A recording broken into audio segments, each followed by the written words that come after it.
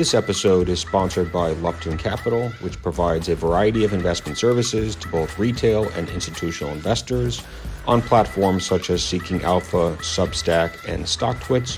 For more information on these services or for links to those services, please visit luptoncapital.com. Welcome back, everybody. This is Jonah Lupton. This is the Investing with the Whales podcast, and I am super excited to have my good friend Dan Ives from Wedbush with me today. Dan, how are you?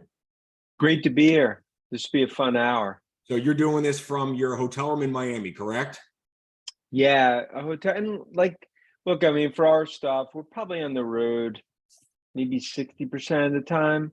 So down here, seeing a bunch of clients, things like that. Yeah, and do you like it's always fun that much?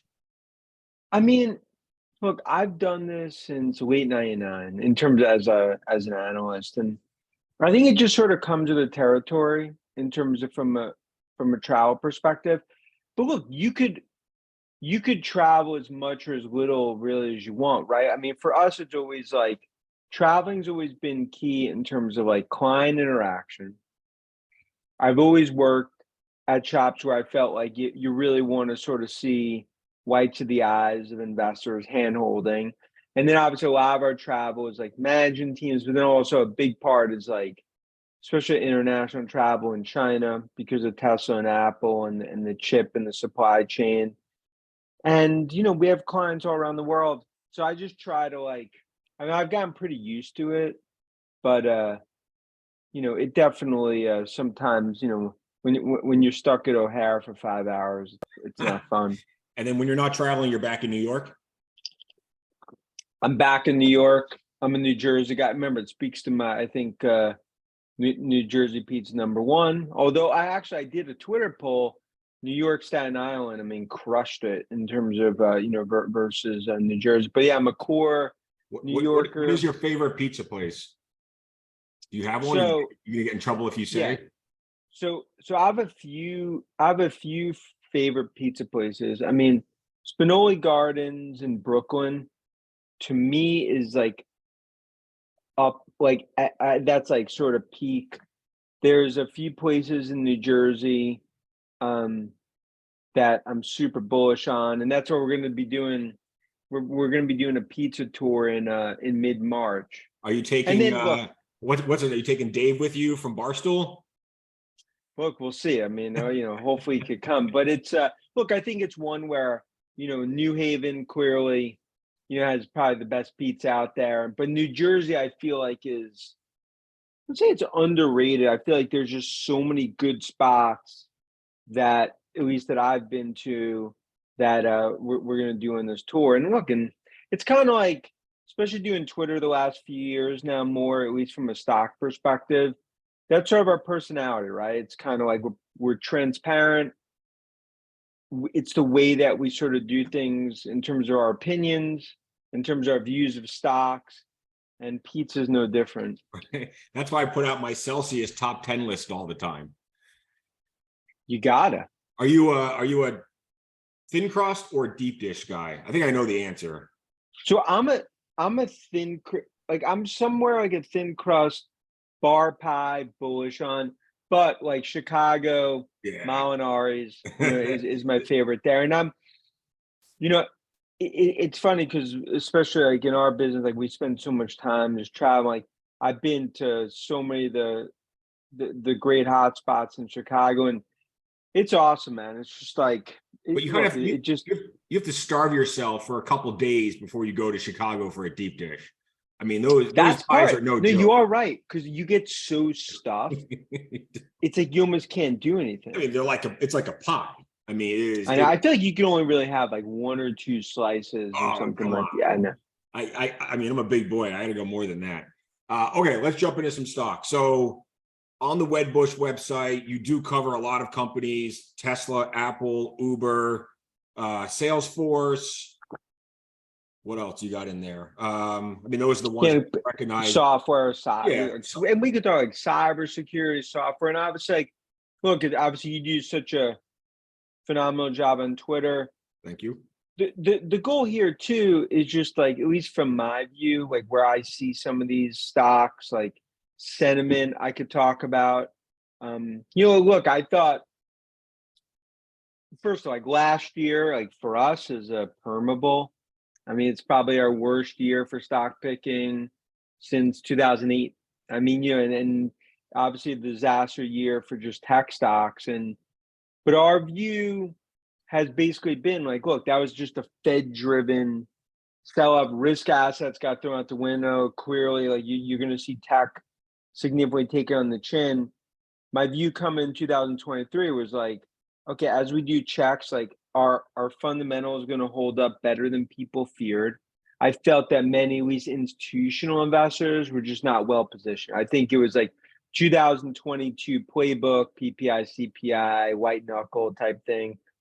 Use the same playbook going 2023. And I think what we've seen so far is like a lot of these tech names have had huge runs because I think it's as underinvested as I've seen since '08. And at least fundamentals in terms of like cloud. I mean, we just talked about cloud checks today.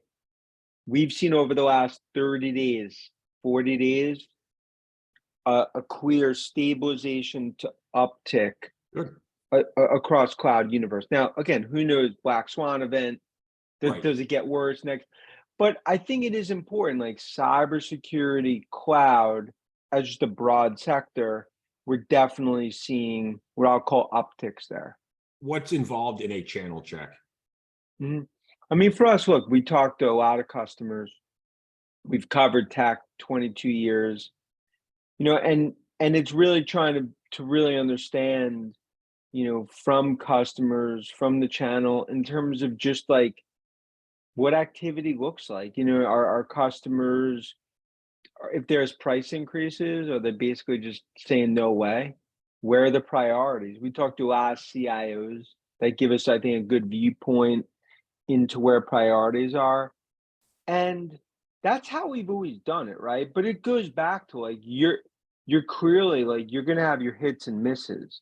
But I feel like our broader trends, whether it was like Microsoft when Nadella took over and getting bullish in the cloud, or it was iPhone and obviously, Jobs and the launch and thinking that was going to be revolutionary. And then, of course, with Tesla, cybersecurity is another example. I feel like sometimes like we have a forest through the trees view where sometimes stocks go against you. You might be wrong in a quarter or two, but at least from an overall trend perspective, we try to call like we see it, right? And I think that's something where we try to be as transparent as possible. I think that's always been sort of our DNA. So a few months ago, it seemed like sentiment was as negative as it's been in a long time. Markets were hitting new lows. The 10-year was at, I don't even know where, 4.4.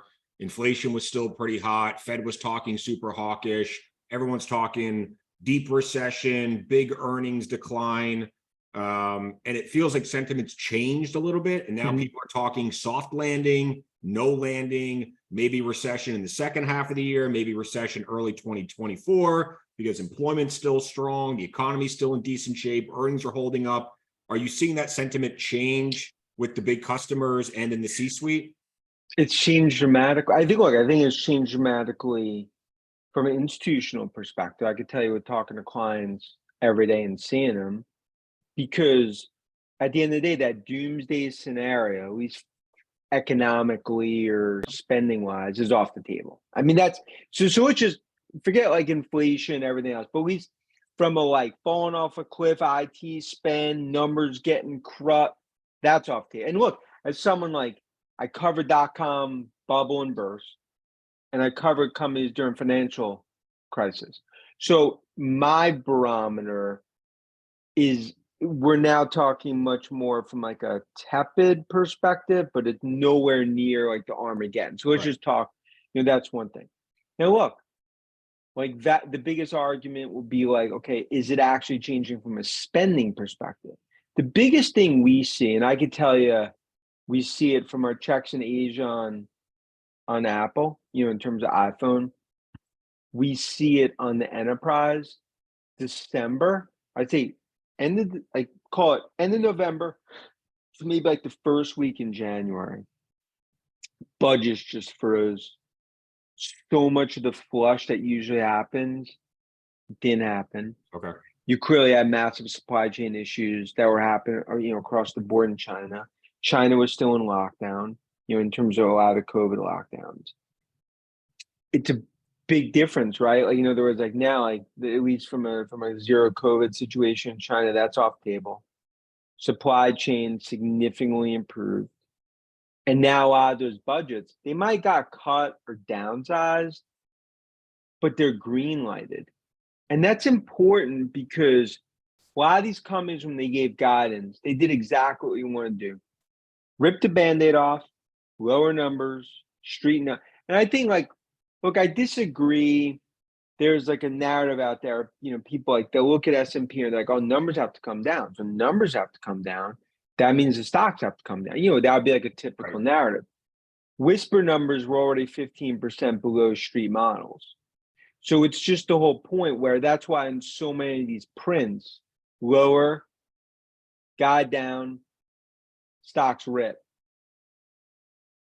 Just in terms of the overall sentiment. Sort of like NVIDIA, right? I mean, NVIDIA is the poster child right. for it. Now look, but Jonah, it's a good example, like, and you're obviously, super intuitive with so many of these names, but like, there's so many investors that I've dealt with, like, they see a wall, it's a wall, that's it. Others see through the wall to where maybe it's going or around the wall, MacGyver style.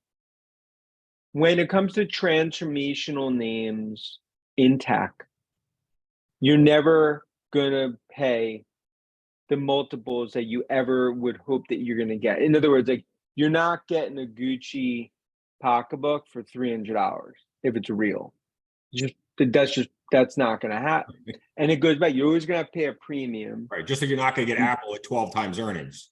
But it goes back to, like, that's now others would be like, oh, that's where it should but that was before the services business ultimately got re-rated, and now that's locked in.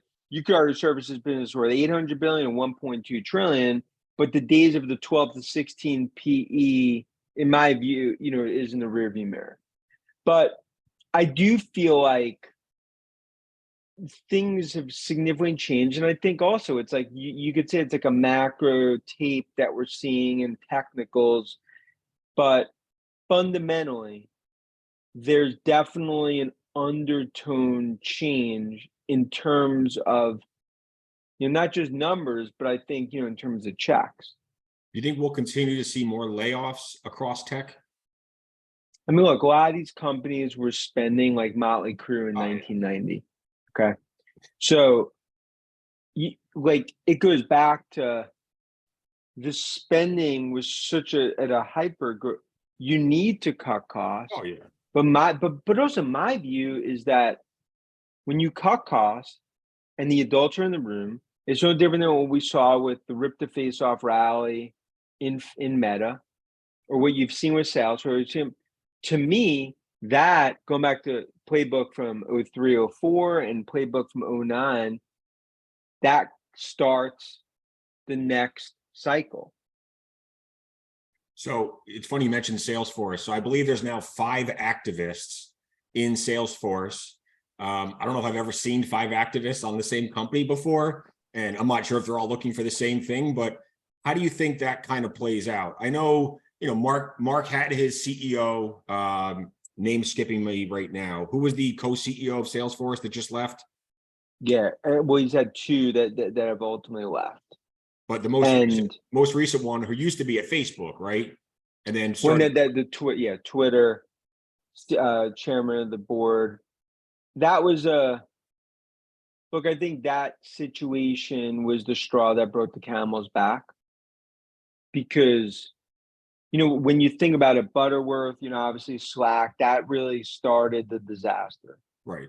Because ultimately, he said he was done doing acquisitions, right? And then he went and bought Slack for $30 billion. Well, you bought Slack at the height of the market. I mean, it just goes back to, like, that was the frustration, is that it wasn't like he actually bought a Datadog, a Nutanix. Yeah, like a ring central, like something where like palpable, makes sense, strategic. Okay, you buy Slack at the height, coming right like sort of on the edges of COVID. It basically crushed margins, and then ultimately you've had significant departures, at the company.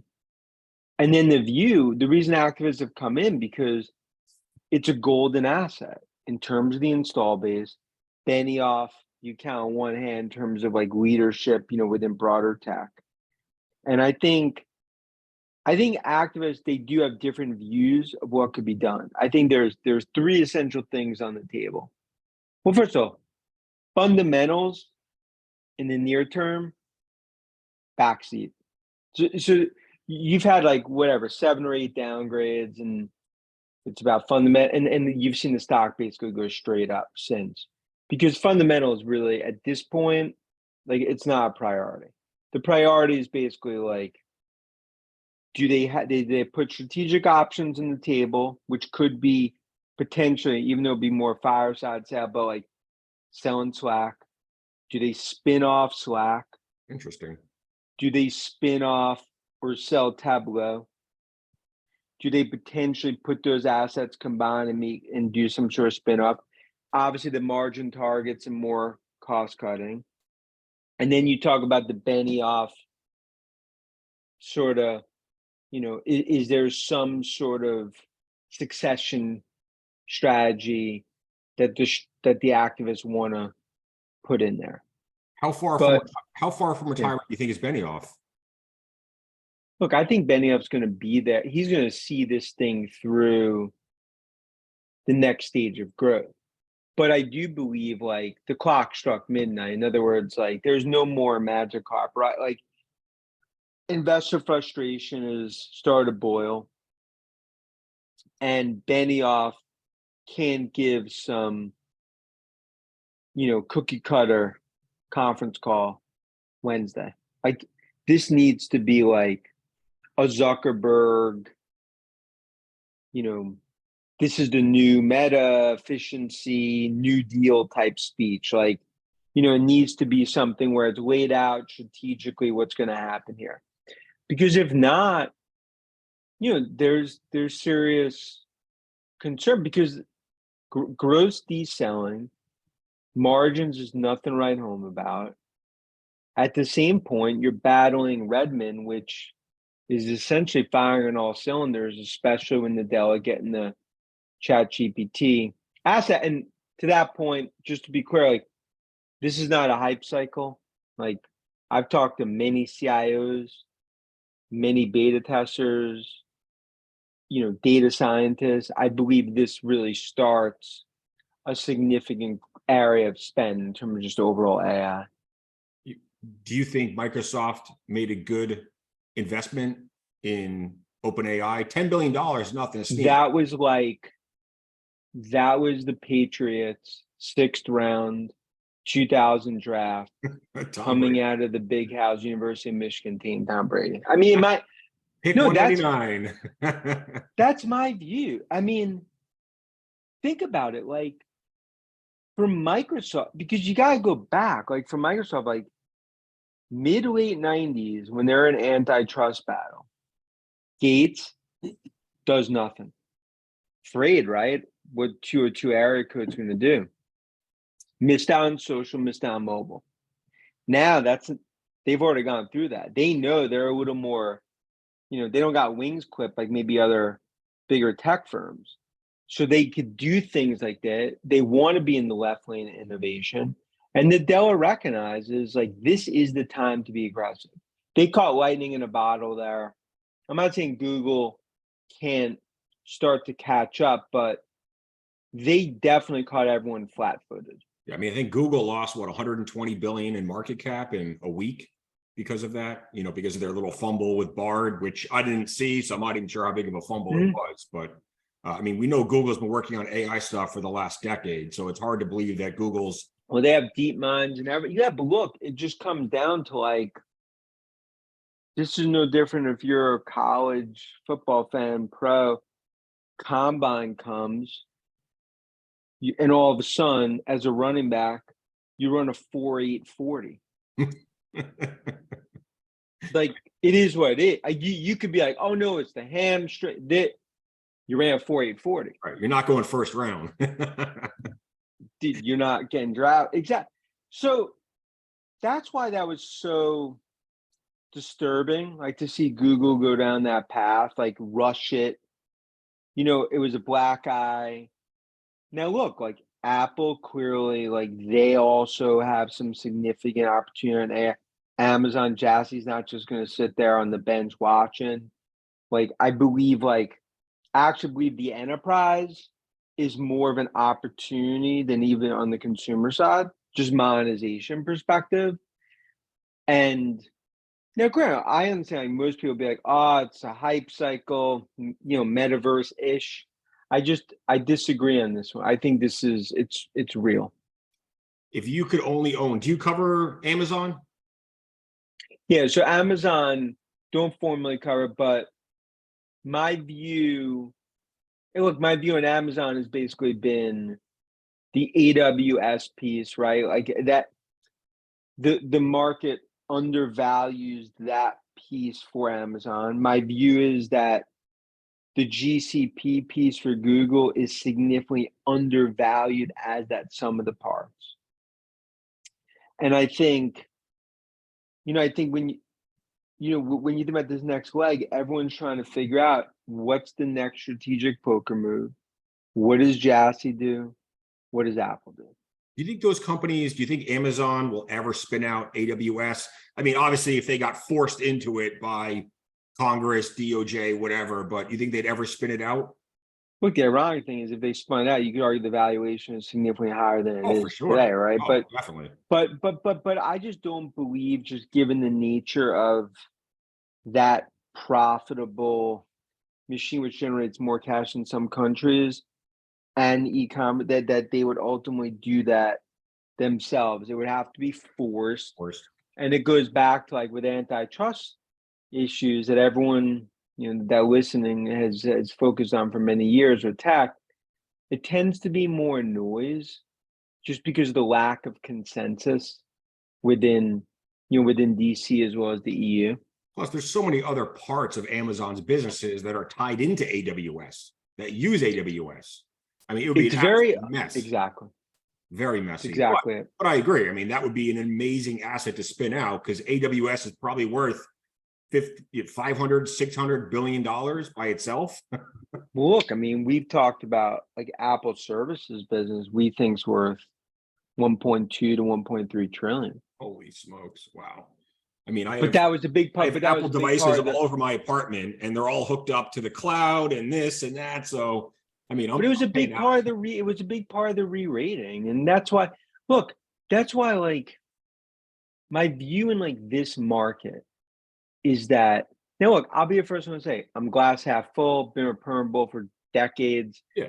Like, so obviously I tend to view things more in that sense, but the tech spending or the fourth industrial revolution that we're seeing, whether it's on EVs, AI, cloud, cybersecurity, it's unlike anything we've seen since the mid-90s.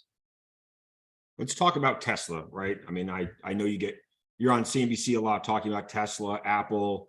What are your thoughts right now on Tesla? Would you own the stock here? Would you wait for it to come in a little bit more? What's your outlook for the next few years? How much of a mess has Musk created with Twitter? And has he done enough damage to the Tesla brand by pissing people off on Twitter that he's lost some customers? I mean, I'm a Tesla shareholder. I think about those things. I bought, so when the stock got under 200 a few months ago for the first time, I started a position and I averaged down all the way to 102. So, my cost basis is somewhere in the 140 range right now.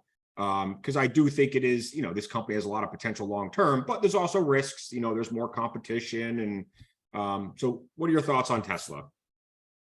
I think go on with Apple, it's between my most transformational companies in the market. In terms of my view of where this company is heading over the next 5, 7, 10 years. I think, look, part of why like I was so, sort of out there talking about the Musk Twitter situation is that when I talk to institutional investors every day, and that started to become such a big issue in terms of the spider web, the financing, the noise. Now, as much as on Twitter, people are like, fair weather fan, Musk, I don't care about what the street thinks. It is what it like. The street significantly matters, and if I believe it matters based on the sentiment that I see, I am going to verbalize it. And I'm the biggest fan of the whole point is like, and I think like guys, like myself, Gary, Gerber, and some others, because I feel like they needed to get through that period because it was an albatross. It was a huge part of the sell-off. I do believe we've seen a different Musk this year. Like, agreed. Less noisy. Like the Twitter situation, I think he did a great job in the conference call owning it, talking about it, not being like that sort of mad scientist. Like he's like, look, that's his view of Twitter and how he views it and the overall ecosystem. In other words, you could disagree, but at least it gave some logic. And then I think a lot of that as an institutional investor is like, okay, now I can own Tesla as a fundamental stock. I could agree or disagree, but I don't have to worry about some arbitrage Twitter financing that now I put at risk. And I feel like that a huge part of that, basically most of that is in the rear view. The price cuts were genius. Massive demand. We've talked about surveys in China in terms of everything we see there. And the big issue is like, look, they have something that no one else has, margins. And their ability to scale margins, it puts the dream scenario back on the table. I think, this week coming up, it's going to be significant in terms of Investor Day. Like, do they talk about 4680, the production scale? Do they give some unit economics? Do they talk about the sub 30K car, some other roadmaps which are important? So I feel like these are all things now that are back on the table because despite what we're seeing in China, like we're still in what I view globally, like the second, third inning of electric vehicles. So I've probably seen 200 or 300 drone videos in my life. And the one that I remember the most is the one that was a drone video going through a Tesla gigafactory. I mean, just insane what happens under that roof. The amount of automation and robotics is just mind-boggling. It's mind-blowing. Look, I mean, what they've done in Gig in Nevada, which is the golden jewel, what they've built in China, it's one of the linchpins to their success. And now I think duplicating that in Austin, I think obviously that'll be a showcase, next week. Look, like competitions come from all angles. I first of all, I disagree to some where it's like, it's all first of all, everyone knows, and we've talked about it, it's Tesla's world, everyone else paying rent in terms of electric vehicles. But it's not a zero-sum game. Like, and I think that's an important. It doesn't need to be though, because the pie is getting bigger. But that's the whole point. Like, you're going from 2.5% auto in the US to what's going to be eventually 15-20% next 5-7 years. GM could be a massive success. Lucid can. A lot of the European players, and Tesla is a stock that could go tremendously higher, in my opinion, because of where they are in leadership, because of where they are in scale, and because battery technology. So I just think sometimes where I disagree is where some like it's only Tesla, and that I think that's just the wrong view because you need all these other automakers to start to have success, to build out other charging networks, to build out the infrastructure, to start to get more and more to the masses. Do you think China will ever be a problem for? Obviously, China is an opportunity for Tesla right now. Do you think the CCP or Xi will ever say, you know what, we don't want Tesla to take market share from our homegrown companies like NIO and Li and Boyd? Will that ever be an issue? I mean, look, I've spent a lot of time in China. focused on Apple, focused on Tesla, and that was the issue with Apple 10 years ago. Look, I'm not like a conspiracy theorist. Does that make like I'm not someone that like sits here and be like China's going to attack Taiwan? Like I feel like I'll be a senior citizen community in Scottsdale, and they'll be talking about it as well. So the point, look, that's my view. Others could disagree, right? Like, but that's just my own view. I don't disagree. I understand how people feel, but when it comes to China, the trophy case for Beijing is to have Apple and Tesla in country. Gotcha. Okay. I think there's a view like an anti like China that could be negative for Tesla and Apple. I think it's actually been the exact opposite. I think it's been very important within China. They're very significant employers, and as much as like I'm super positive on NIO and everything they were doing in China or BYD, I don't view it that there's like an anti-black swan event type negative that could happen with Tesla. If Elon called you tomorrow and said, Dan, who do I hire as the new Twitter CEO? Do you have any names for him? I mean, look, like, there's a handful out there that, obviously Cheryl, we even met her. That was obviously, that would be like the best case. Sarah Fryer is another one. There's a whole handful of people internally that I think Musk, could potentially name as CEO of Twitter. But the main thing there is just, it's part of why, like, I want to see like just another pay package from Musk at Tesla. You just want Musk just much more focused on Tesla and SpaceX, right, rather than Twitter. And I believe we're getting to that point. Look, I covered Twitter as a public company. Twitter was a disaster as a public company. If me and you bought Twitter, we would have done significant cuts. We'd have to figure out monetization. Like, it's like these are things that have plagued the company for many years. But I feel like now there's much more of a balance. And I think that's important, like in the eyes of the street. So you mentioned Lucid before. They reported earnings a couple of days ago, not the best numbers. They gave their guidance, I think, was 10,000 to 14,000 for this year. Do you think Lucid can make it? Do you think they can be a viable auto company in this country? Or do you think they eventually get bought out by the Saudis? Or would Apple even buy them? Which is my conspiracy theory. Yeah, I don't think Apple's, I never see Apple buying like an actual car. Like, I think when Apple goes down the Apple car, they more partner. And look, the biggest acquisition that they've done is Beats at 3.4 billion. I view Lucid as going to be contained success on the high end of the market. They're only going to be able to scale to a certain amount of vehicles. They'll probably get more and more financing. Eventually, do they end up, as a broader company, swallowed up? It's possible, but I view it that, they're a survivor. But I think the one thing that you're seeing with Lucid, you're seeing with Ford, you've seen with GM as well, like, is just so underinvested, so underappreciated how hard it is to scale. Right. Yep. Like, that's what Tesla has and no one else has. I mean, and Tesla almost went bankrupt multiple times a decade ago trying to do it. Of course. But now I think what makes it so difficult, let's say for like a GM, and I'm a positive on like GM as part of like I won't compare it to like Microsoft when Nadella took over in the cloud rating story. My view is like if they could be 10% successful, 20% successful on EVs as a stock, the stock could go significantly higher from where it trades today.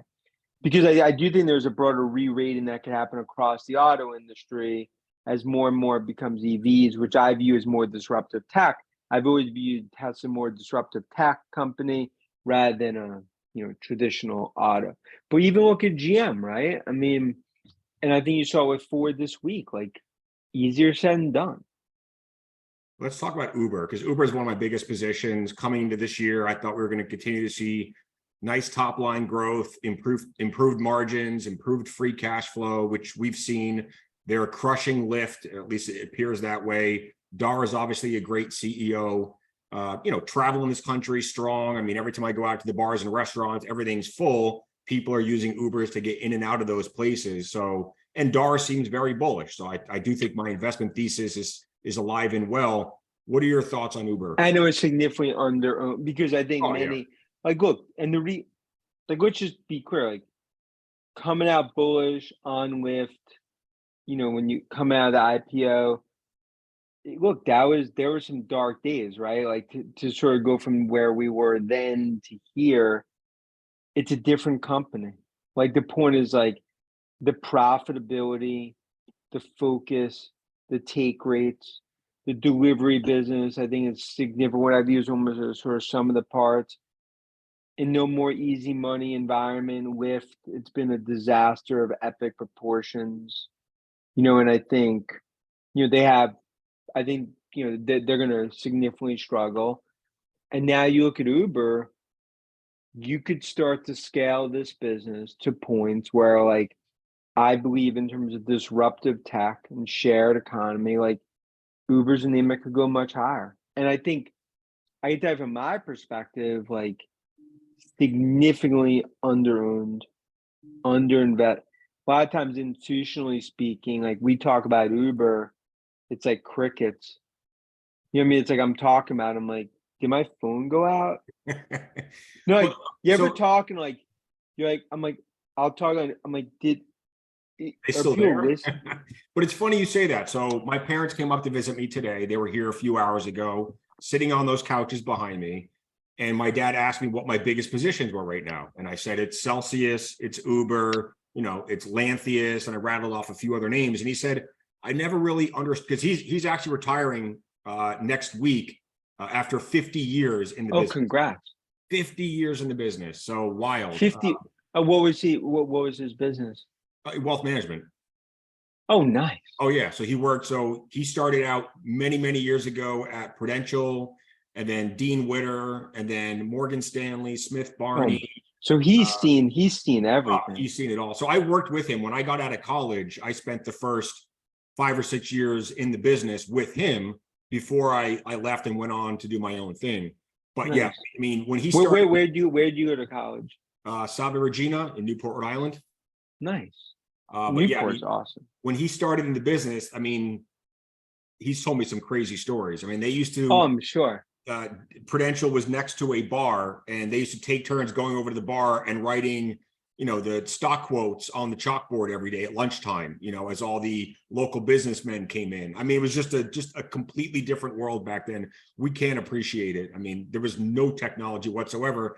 They had these little vacuum machines in their office. So, when you'd write out a ticket and then stick it in a little vacuum machine, press a button, and it would shoot it over to operations. I mean, it was just crazy stuff. But he said, I never really understood Uber. And I said, how do you think I get around the city? He goes, I don't know. You don't have a car. What do you walk or take the subway? I said, no, I take Uber. And I pulled out my phone. I opened up the Uber app and I said, where do you want to go? And I pressed, typed in an address and showed him. And I said, within the next 3 seconds, I could call an Uber EV. I could get an Uber Black, an Uber SUV, an Uber Pet. I mean, I said, this is a game changer. This is how people get around cities now. They get to and from airports. And he's like, oh, I didn't know it was that easy. So, but now, and the difference, like, it's the profitability. I mean, look, I feel like what Dara has done, and it's not a shock just given his background, but what he was able to do, him and the team at Uber, I mean, it's amazing, especially in the light of pandemic and everything, that they were able to come out with their business model like this. Well, I mean, and they got diversified, right? They don't just have mobility. They have Uber Eats, they have Uber Freight, They have Drizzly. So they've done. And Uber Freight, like, I feel like, do like some of the parts, right, with Amazon or Apple. I feel like Uber Freight has potential to add another piece to that story from some of the parts. What is Uber Freight? I mean, because I don't think a lot of people are familiar with it. I think they're more familiar with the ride sharing and Uber Eats. Can you talk to us about Uber Freight? I mean, look, commercial I mean, when you think from a commercial perspective, a big thing that's starting to happen here more and more is what I'll say, commercial gig economy. And if you look what Uber's done with Uber Freight from that transportation mode, I mean, that the economics where they could benefit, they could scale, especially from a commercial perspective in the US. That's something more and more, especially with supply constraints and everything else. They could, in my opinion, the Uber Freight piece could be a significant piece to the story. So when people ask me what is my bear thesis on Uber, I don't have a great one, but one of the risks to the business longer term is someone develops an autonomous driving network, whether it is Tesla that does it, whether it's Cruise that does it, whether there's a couple others out there, Waymo. What is the future of self-driving and autonomous? I mean, are these companies all going to partner together? Is one of them going to try to build their own, autonomous ride-sharing network and compete against Uber? Like, how is this going to play out? But I don't view, like, to that point. See, I thought, like, to me, I view like the bear, because I think that's much more like the NFL is going to ultimately be like marginalized by the XFL. You see what I'm saying? Like, it was like I view, okay, it's a risk, but I view it more as a partnering opportunity at one point. And you could argue like margins could increase because if they start to have more FSD down the road without drivers. But look, but I just going back to bear, I think like, look, the bear thesis would be, okay, they got to start plugging more money back into promotional. Driver supply becomes an issue. Lyft gets way more aggressive. Or maybe the bear thesis would be like, okay, we've gotten to this point. We got to go more in offensive mode. We got to start investing significantly. Just go, in my view, in terms like from a bear perspective. Yeah, or we get a really bad recession and travel slows down and that sort of thing. But I don't. Yeah, exactly. But I feel like, look, FSD, like that's why the Tesla situation, it's like they need to get through this like dark chapter. Like, and obviously working with the regulators, I believe like we're gonna be sitting here at one point, 3, 4, 5 years from now, being like, okay, we're over from an FSD perspective in terms of where this is going across the automotive industry, but we're not there yet. And I think it's probably one of the biggest like wild cards or X variables that could add significant valuation to Tesla stock and the gig economy too.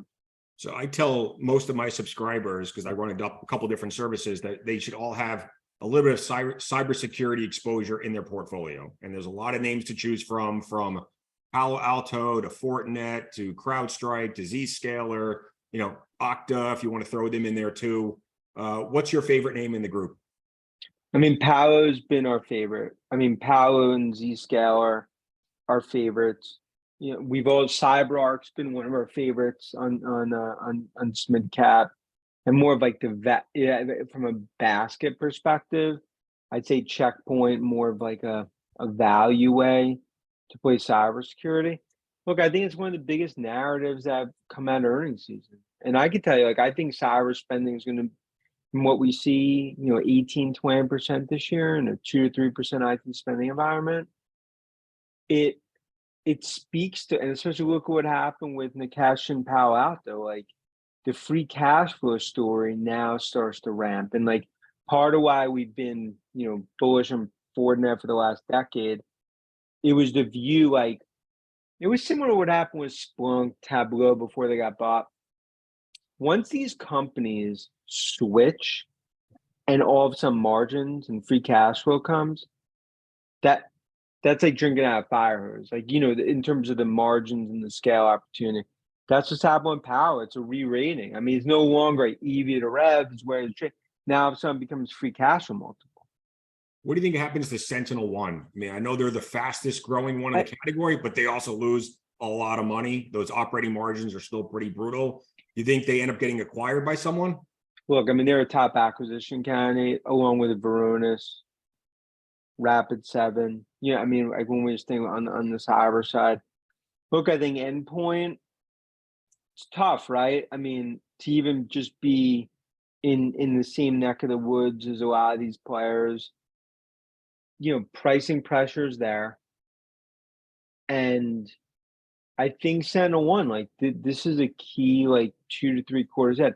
They clearly had some issues internally, but I think overall, like when you think about the dry powder among strategics, as well as on financial PE, and obviously Bravo's been the most aggressive. Has there ever been I mean, more?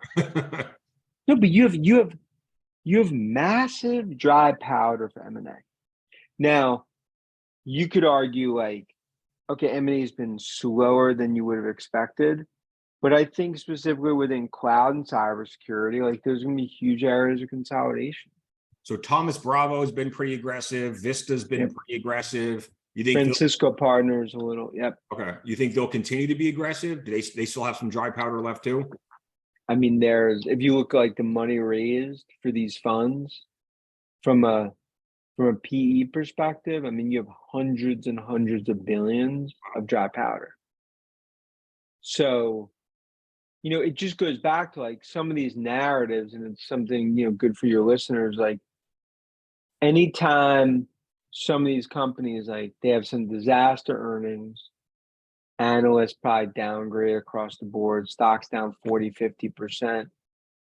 Trust me, like in those offices, PEs, strategic, they're doing their work. Because if you look in the history of tech for decades, a lot of times for those good assets that get crushed, a lot of times, M&A could be a possibility. And if people aren't familiar, can you just walk us through like what's the private equity playbook? So for instance, Coupa was down 80% from the highs. Sure.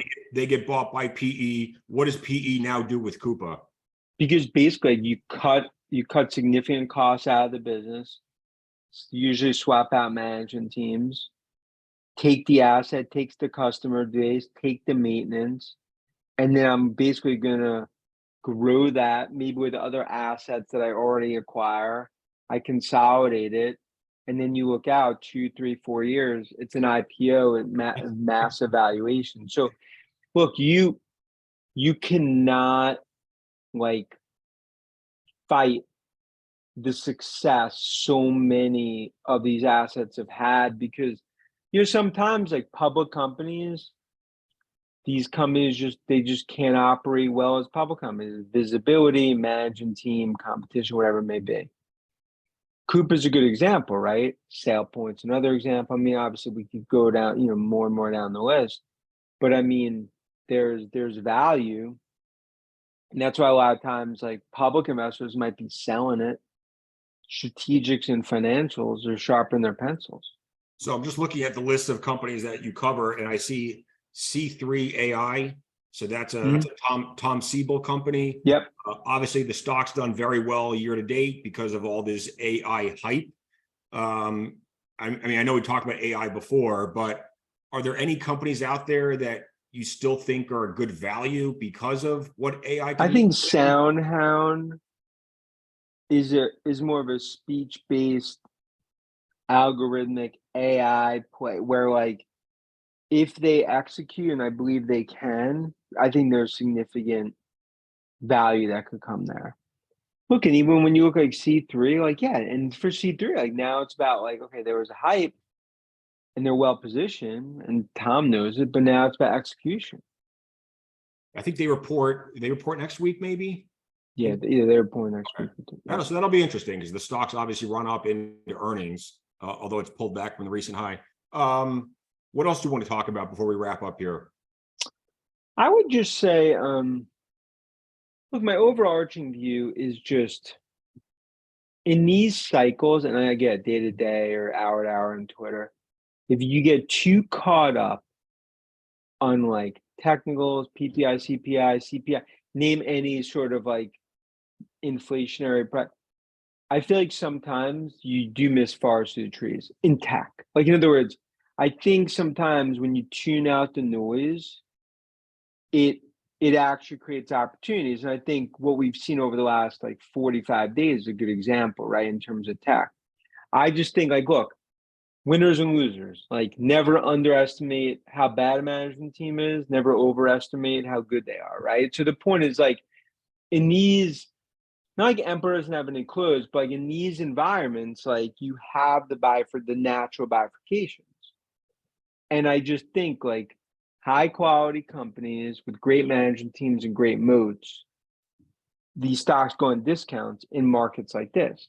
Now look, like, people, like if you've been negative on tech for 20 years, there's never a multiple you're good. I mean, look, Jim I'll tell you Chanos. like I'll tell you a funny story. It's like 2000 and maybe like 2003 or 2004.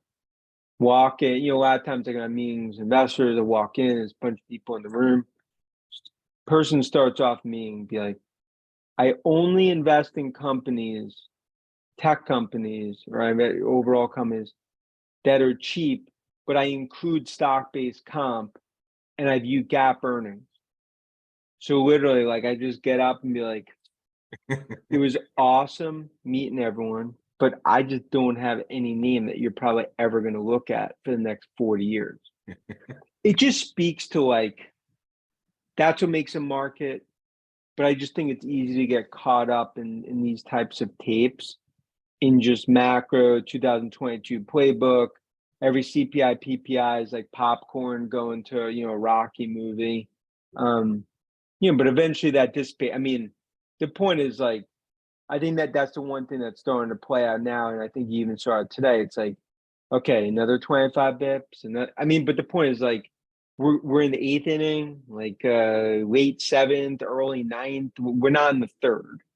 What's one name that you cover, and we can wrap up after this. One name that you cover that maybe investors aren't familiar with, just kind of flies under the radar. It would probably, I think like one, I think it's very easy, like with SPACs, like if someone was a SPAC, it's like, oh, dude, right. Oh, I can't believe you actually, okay.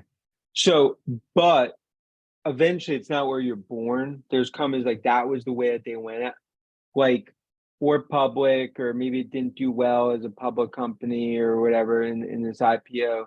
ALIT, ALIT benefits play, one-stop shop. Love the management team, love the moat, really consolidating, integrating, solution-based, benefits.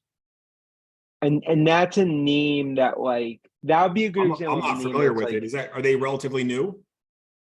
No, they've been around for many years, but the difference is like they were early, and now more and more you're seeing more companies going to one-stop shop benefits, whether it's like traditional benefits, mental health. There's a lot of issues that companies are looking at for their employees, to make sure they have a 360-degree view, and they have a phenomenal moat, this work-life ecosystem. They've really started to execute well. That would be a good example of a name that like we're bullish on. It's under the radar, and I think I believe it's sort of an inflection point. Okay, I'll take a look at it. And they have like a PE like overhang, which obviously like that's been an issue. But my view on PE overhang is like eventually they dissipate. I guess we'll wrap it up there. How much longer are you in Miami for? Just like another day. I'm going back tomorrow. But look, this is all. I mean, I'm a big fan of your work, and it's awesome to talk to you and obviously anyone that watches. And just hit me on Twitter, LinkedIn. Are you a Giants fan or Jets fan? So I'm a Giants fan, Mets, and then a huge diehard Penn State fan, and an Islanders fan, Knicks or Nets? Look, Knicks, but that's. But look, I mean, being a Knicks fan has been, I mean, I'm sort of a fair weather. I'm the person that like second quarter, you're like, who's that guy that just left the game? Like that's me. Okay, so pretend you're the owner of the Giants. Is it still the Mara family?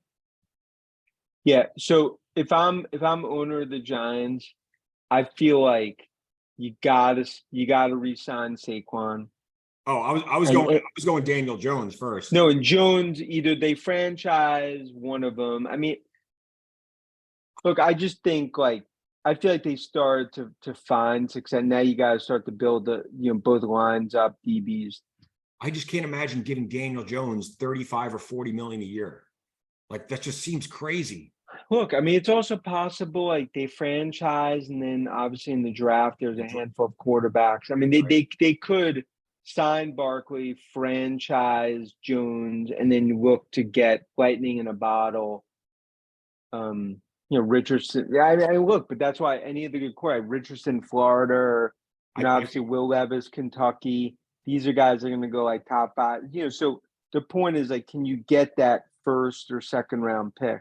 Because I feel like my Patriots are sort of in the same position as the Giants. They're going to have to look at either franchising Mac Jones in a couple of years or giving him a big contract. And I don't think he's proven yet that he's worthy of that, big contract. So they'd probably do something similar, franchise him and then go into the draft and try to find someone else.